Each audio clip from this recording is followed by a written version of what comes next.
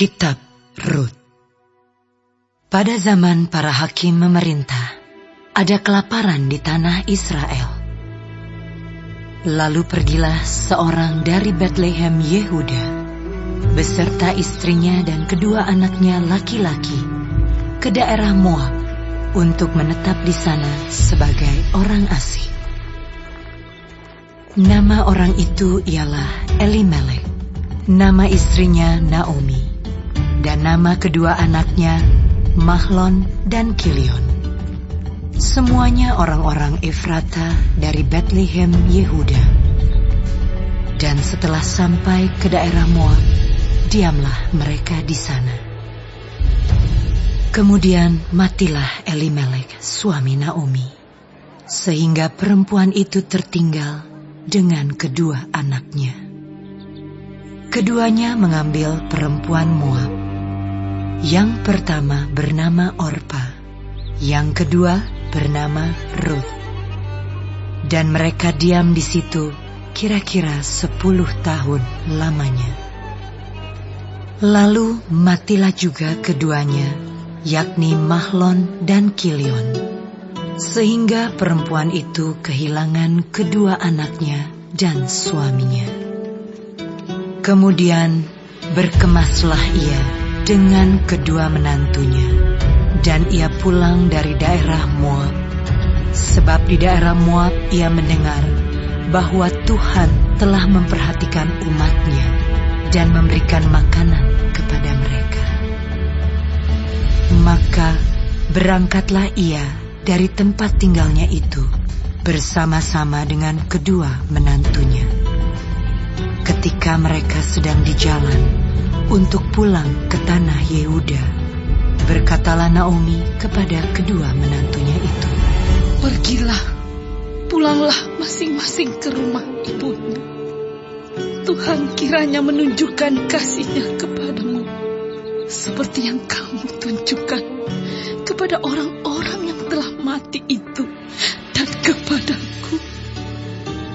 Kiranya atas karunia Tuhan kamu mendapat tempat perlindungan masing-masing di rumah suaminya."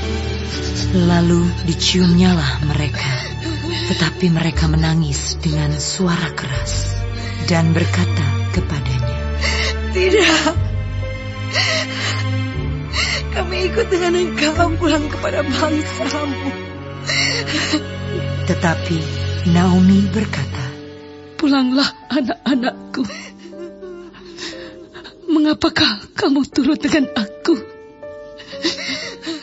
Bukankah tidak akan ada lagi anak laki-laki yang kulahirkan untuk dijadikan suamimu nanti?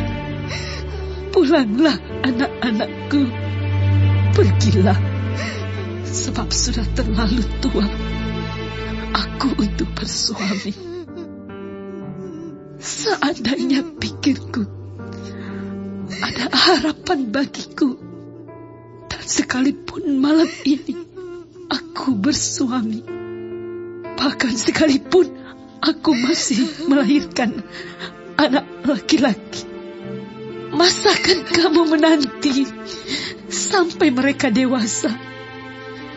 Masakan karena itu kamu harus menahan diri dan tidak bersuami? Janganlah kiranya demikian, anak-anakku. Bukankah jauh lebih pahit yang aku alami daripada kamu?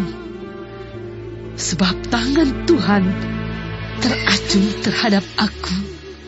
Menangis pula mereka dengan suara keras. Lalu Orpa mencium mertuanya itu minta diri. Tetapi Rut tetap berpaut padanya. Berkatalah Naomi, "Telah pulang iparmu kepada bangsanya dan kepada para allahnya. Pulanglah mengikuti iparmu itu." Tetapi kata Rut, "Janganlah aku meninggalkan engkau dan pulang dengan tidak mengikuti engkau. Sebab kemana engkau pergi, ke situ jugalah aku pergi. Dan di mana engkau bermalam, di situ jugalah aku bermalam. Bangsamu lah bangsaku, dan Allahmu lah Allahku.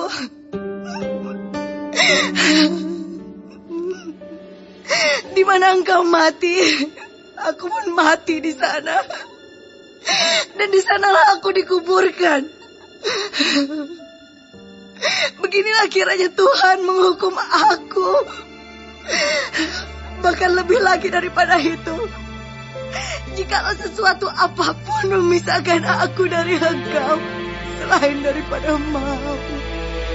ketika Naomi melihat bahwa Rut berkeras untuk ikut bersama-sama dengan dia, berhentilah ia berkata-kata kepadanya. Dan berjalanlah keduanya sampai mereka tiba di Betlehem. Ketika mereka masuk ke Betlehem, gemparlah seluruh kota itu karena mereka. Dan perempuan-perempuan berkata, "Naomi kah itu?" Tetapi ia berkata kepada mereka, "Janganlah sebutkan aku Naomi, sebutkanlah aku Mara. Sebab yang Maha Kuasa telah melakukan banyak yang pahit kepadaku. Dengan tangan yang penuh aku pergi, tetapi dengan tangan yang kosong Tuhan memulangkan aku. Mengapakah kamu menyebutkan aku Naomi? Karena Tuhan telah naik saksi menentang aku, dan yang Maha Kuasa telah mendatangkan malapetaka kepadaku." Demikianlah Naomi pulang bersama-sama dengan Rut, perempuan Moab itu, menantunya, yang turut pulang dari daerah Moab. Dan sampailah mereka ke Betlehem pada permulaan musim menuai jelai.